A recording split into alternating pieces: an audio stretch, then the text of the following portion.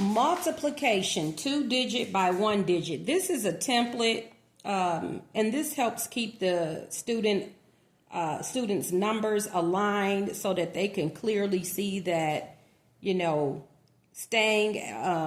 writing numbers in their place value, in their proper place really does matter and help, especially when we start multiplying longer numbers or bigger numbers.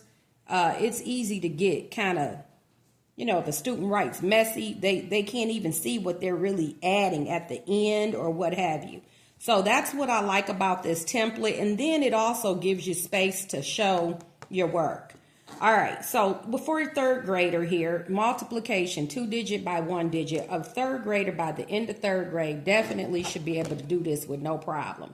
Parents, this is the way we learn, okay? We're not drawing tic-tac-toe boxes here, okay? This is the way we learned, okay? It's called an algorithm. We multiply bottom right to left times top right to left. It's spelled out for you. So let's say we've got 25, okay, 25, there's 25 hats in each box, okay?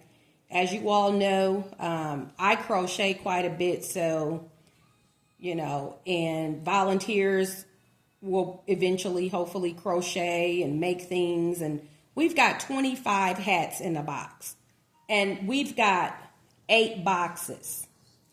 How many hats do we have total? That would be an explanation for this problem here. 25 of something, a group of something, times an amount, or the number of groups. We've got 8 boxes of 25 hats in each box. That's an explanation for this. So what would be my total number of hats? Okay. 8 times 5, again, I'm going to multiply that first. So I write that here, okay? And then I'm going to multiply the 8 times the 2. Make sure you have your child write this part out. So parent, you're just going to make up a problem.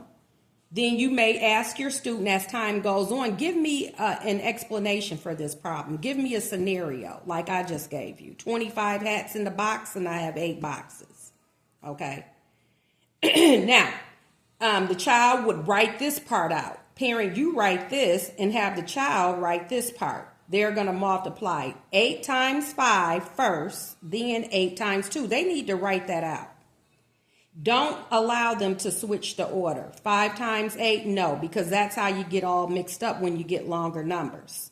It's the bottom times the top, okay? And it tells you right here.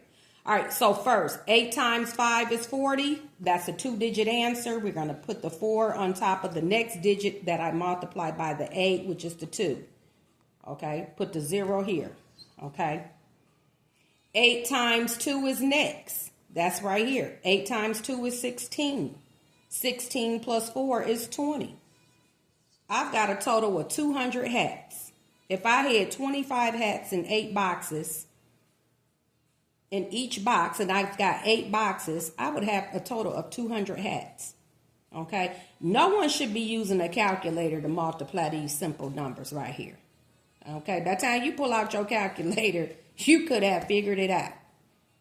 And another way to think of this too, but showing the problem is showing the work is what we're all about. But you can think 25 times 4 gives you 1 whole. Okay. So 25 will give you, times 4 will give you 100. And then you've got 8 of them, so double that 100. 200. Okay. All right, making math count, good people.